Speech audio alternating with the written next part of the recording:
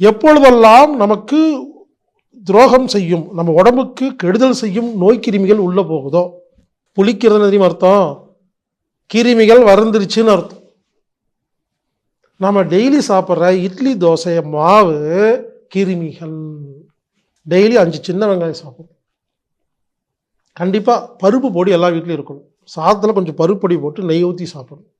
அப்போ கிருமி தத்துவம்னா என்னென்னா, உடம்புல கிருமிகள் குறைவது, அதாவது நல்ல கிருமி குறைவது கிடையாது, இது அதிகரிக்கணும். எப்படி அதிகரிக்கிறது? சிம்பிள். இப்போ ஒரு டம்ளர் அளவுக்கு இருக்குன்னா எக்ஸ்ட்ரா ஒரு 5 டம்ளர் தண்ணி ஊற்றுங்க. 1க்கு 5 ஞாபகம் வச்சுக்கோங்க. காலையில் எழுந்திரிச்சு பாருங்கள், நிறைய கிருமி வந்திருக்கும். நல்ல கிருமி, நோயை குணப்படுத்தும் கிருமி, நமக்கு தேவையான கிருமிகள்.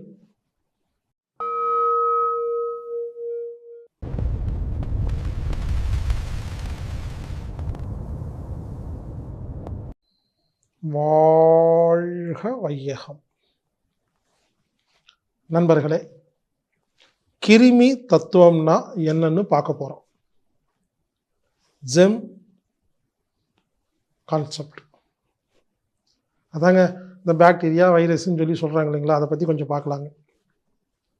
இந்த உலகத்தில் சயின்ஸ் அப்படிங்கிற பேரில் மொத்த மீடியா, சயின்டிஸ்ட், ஆங்கில மருத்துவர்கள் எல்லாருமே சேர்ந்து நம்மளை ஏமாத்திட்டு இருக்கிறாங்க. என்னென்னா, கிருமிகள் அதுதான் நமது நோய்களுக்கு காரணம். அதாவது புரிஞ்சுக்கங்க, ஒரு மனிதன் உயிரோடு வாழ வேண்டும் என்றால் உச்சி முதல் உள்ளங்கால் வரை நமது உடம்புல கோடிக்கணக்கான பாக்டீரியா, கோடிக்கணக்கான வைரஸ், ஜெம், கிருமிகள் இதெல்லாம் இருந்தால் தான் நம்ம உயிரோடவே வாழ முடியுங்க. ஒரு மனிதன் அப்படிங்கிறதே கோடிக்கணக்கான கிருமிகள். இப்படி சொல்லும்போது உங்களுக்கு ஆச்சரியமா இருக்கா இல்லையா? வயிறுலிங்க கிருமிகள் உருவானாதான் சாப்பாடு ஜீரணமாகும். எச்சில்ல நிறைய கிருமிகள் உருவாகும். ஆமாங்க, குடல்ல. புரிஞ்சுக்கங்க, அதாவதுங்க கிருமிகள் நல்லது. கிருமிகள்ல நல்ல கிருமி கெட்ட கிருமின்னு இருக்கு. நல்ல கிருமியெல்லாம் நல்ல வேலையை தான் செய்யும், கெட்ட கிருமி தான் கெட்ட காரியம் செய்யும். புரிஞ்சுங்களா? இப்போ ஒரு மதம் அல்லது ஒரு இனம் அவங்க மொத்தமாக கெட்டவங்க அப்படின்னு சொல்லக்கூடாதா இல்லையா? அந்த மதத்தில், அந்த இனத்தில் ஒரு குறிப்பிட்ட பேர் ஒரு கெட்ட காரியம் பண்ணுறாங்கக்காக அந்த மதமே, அந்த இனமே கெட்டவங்கன்னு சொல்ல முடியுமா? அந்த மாதிரி உங்களுக்கு புரிகிற மாதிரி சொல்கிறேங்க. இப்போது நம்மளாம் இட்லி சாப்பிட்றோம், தோசை சாப்பிட்றோமா? என்ன பண்ணுறோம்? மாவு ஆட்டுறோம். இப்போ தான் ஆட்டி ஒரு டப்பாவில் போட்டு வச்சுருக்காங்க அம்மா. அம்மா தோசை ஊற்றி கொடுமா. என்ன சொல்கிறாங்க? இருப்பா, இப்போ தான் ஆட்டியிருக்கேன், புளிக்கட்டும். இட்லி புளிக்கட்டும். புளிக்கட்டும்னு என்ன? புளிச்சதுக்கு இட்லி மாவு, தோசை மாவு புளிச்சிருச்சு, எடுத்து ஊற்றுறோமா இல்லையா? புளிக்கிறதுன்னு தெரியுமா அர்த்தம்? கிருமிகள் வருந்துருச்சுன்னு அர்த்தம். நம்ம டெய்லி சாப்பிட்ற இட்லி தோசை மாவு கிருமிகள். நிறைய கிருமிகள் உருவானாதான் இட்லி தோசையை ஊற்ற முடியுது. இப்போ சொல்லுங்க, கிருமி நல்லதா கெட்டதா? பால் இருக்கு, அதை தயிராக மாத்திரமா இல்லையா? அம்மாட்ட கேட்குறீங்க, அம்மா தயிர் கொடுமா. இல்லைப்பா, இப்போ தான் பாலில் உரை ஊற்றி வச்சுருக்கேன், காலையில் தயிர் ஆயிரும். தயிர் ஆயிரும்னா என்ன? நிறைய கிருமிகள் வந்துடும், பாக்டீரியா வந்துடும், வைரஸ் வந்துன்னு அர்த்தங்க. புரிஞ்சுக்குங்க. ரொட்டி பன்னு சாப்பிட்றோம் இல்லையா, எல்லாம் கிருமி தாங்க. புரிஞ்சுக்குங்க, கிருமிகள், அதனால தான் நம்ம வாழ்ந்துட்டுருக்கோம். கிருமிகள் நல்லது. இதை எந்த ஒரு சயின்டிஸ்டும் எந்த ஒரு ஊடகமும் குறிப்பாக ஆங்கில வைத்தியர்கள் சொல்லவே மாட்டாங்க. இதுதான் என்னோட கோபம். எல்லா இடத்துலையும் கிருமி எங்கிருந்தாலும் அழிச்சிடணும் அப்படின்னா மனித இனத்தையே அழிச்சிடணுங்க. புரிஞ்சுக்குங்க. அதாவது நான் என்ன சொல்ல வரேன்னா, சயின்டிஃபிக்காக சொல்கிறேங்க, கிருமிகள் நல்லது. பாக்டீரியா, வைரஸ், ஜெம் அதெல்லாம் நல்லது. ஒரு 100 இருக்குன்னா அதில் ஒரு 4 கெட்டது. கெட்ட கிருமி மட்டும் அழிங்க, நான் வேண்டான்னு சொல்லிங்க. இப்படி ஒரு 4 கெட்ட கிருமி இருக்குங்கிறக்காக 96 நல்ல கிருமியும் கிருமிகளே கெட்டது என்று பிரச்சாரம் பண்றாங்க. டிவியில பாருங்க, உங்கள் கைகளில் கிருமி இருக்கிறது, கொன்று. தரையில் கிருமி இருக்கு, கொன்று. பாத்ரூம்ல கிருமி இருக்கு, லெட்டின்ல கிருமி இருக்கு, எல்லாத்துலேயும் கிருமி கிருமி கிருமின்னு பேசி நம்மளை கிருமினாவே பயமுறுத்தி வச்சுட்டாங்க. மீண்டும் சொல்கிறேன், உடம்பு ஆரோக்கியமாக இருப்பதற்கு நல்ல கிருமிகள் நிறைய வேணும்.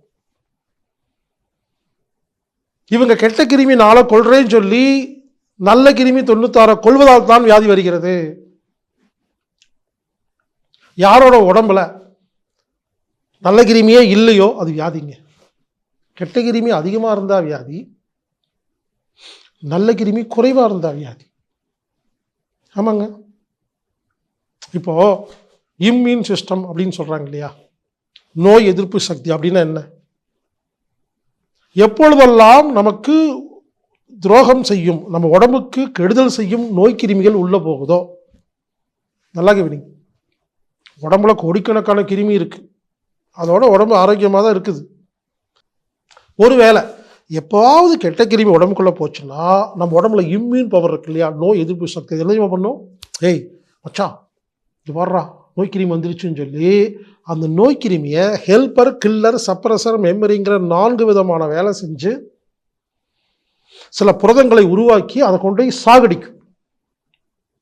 நோய் எதிர்ப்பு சக்தின்னு என்னன்னா, உடம்புல இருக்கிற கெட்ட கிருமியை மட்டும் கொண்டனா அது நோய் எதிர்ப்பு சக்தி.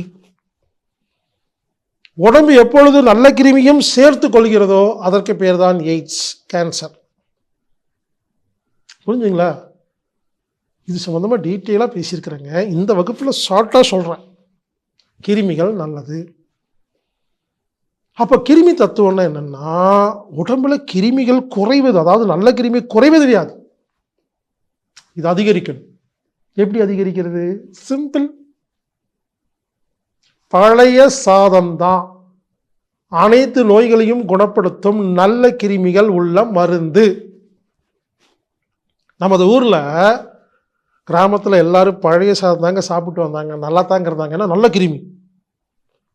அதையெல்லாம் இப்போ ஒழிச்சு கட்டி போட்டு இப்போ ஃபாரின்ல எல்லாம் ப்ரோபயாட்டிக் ஃபுட் அப்படின்னு சொல்லி 2000 ரூபா, 8000 ரூபா, 10,000 வித்துட்டு இருக்காங்க. 1 லிட்டர் ப்ரோபயாட்டிக் 10,000 ரூபா வெளிநாடுகளில்.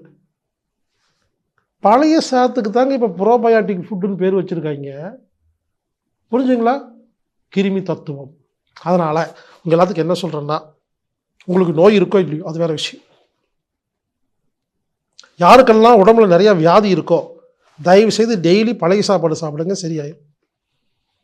வியாதி இல்லாதவங்க டெய்லி சாப்பிடுங்க, உங்களுக்கு வரவே வராது. இவங்க நிறைய சாப்பிட சொல்லிங்க, இது மருந்தை எடுத்துக்குங்க. அது எப்படி பழைய சாப்பாடு செஞ்சு சாப்பிட்ணுன்னு சொல்கிறாங்க. அதில் தான் நிறைய நல்ல கிருமி இருக்குது, B12 இருக்குது, நிறைய சத்துப்பொருள் இருக்குங்க. செலவே இல்லாமல், இதுக்குன்னு தனியாக ஒரு செலவு பண்ணாமல் சின்ன ப்ராசஸ் பண்ணி உடம்புக்கு அவ்வளோ பெரிய நோய் எதிர்ப்பு சக்தி கொடுக்க முடியுங்க. நான் டெய்லி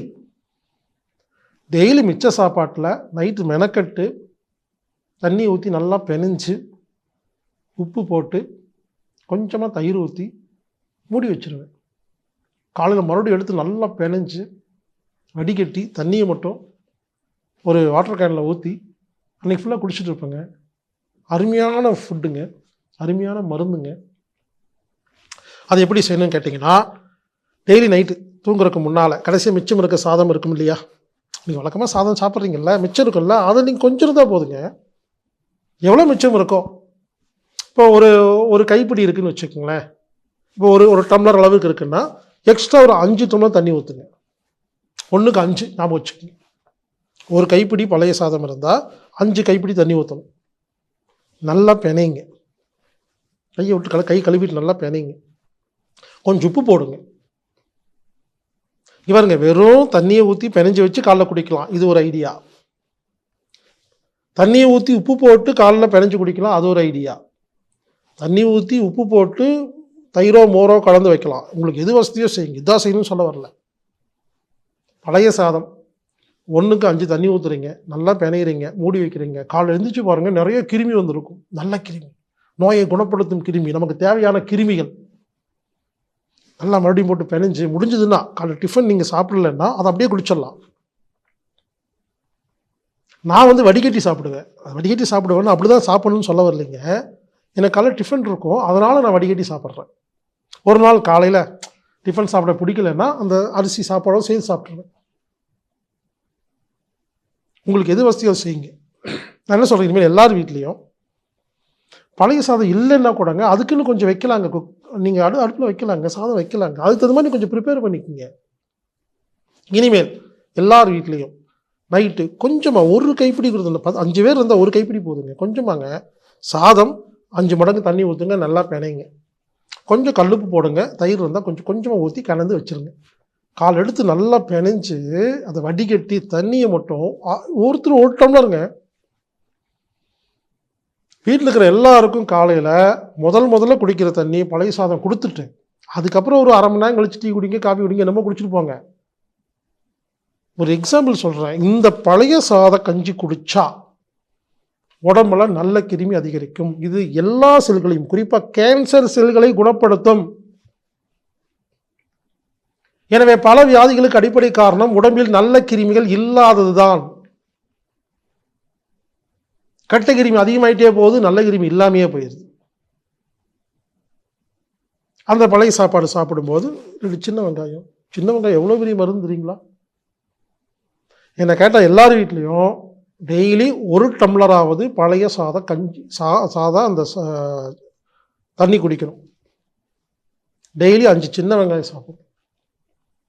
கண்டிப்பாக பருப்பு பொடி எல்லா வீட்லேயும் இருக்கணும். சாதத்தில் கொஞ்சம் பருப்பு பொடி போட்டு நெய் ஊற்றி சாப்பிடணும். கருவேப்பிலையை கொதிக்க வச்சு தண்ணி குடிக்கணும். முக்கியமான விஷயங்க, உடம்புக்கு தேவையான எல்லா பொருளும் கிடச்சிடும். பழைய சாத தண்ணி, பருப்பு பொடி, சுத்தமான நெய், கருவேப்பிலை சூப் செஞ்சு சாப்பிடுங்க. அதாவது நம்ம நிறைய பொருளை பற்றி பார்த்துருக்கோம். இதெல்லாம் இது எல்லா பொருளுமே இந்த சின்ன 4 பொருளுக்குள்ள அடக்குங்க. பழைய சாதம், சின்ன வெங்காயம், பருப்பு, நெய், கருவேப்பிலை, இதை மட்டும் டெய்லி கொஞ்சம் கொஞ்சமாக சாப்பிட்டு வந்தால் உடம்புக்கு தேவையான எல்லா சத்தும் கிடைச்சிருங்க. எனவே கிருமிகளை பார்த்து பயப்படாதீர்கள். கிருமிகள் நல்லது. தினமும் 1 டம்ளர் பழைய சாதம் சாப்பிடும் பொழுது நம்ம உடம்பில் கிருமிகள், நல்ல கிருமிகள் அதிகரிக்கிறது, நோய்கள் குணமாகிறது. செய்து பாருங்கள், ஆச்சரியமாக இருக்கும்.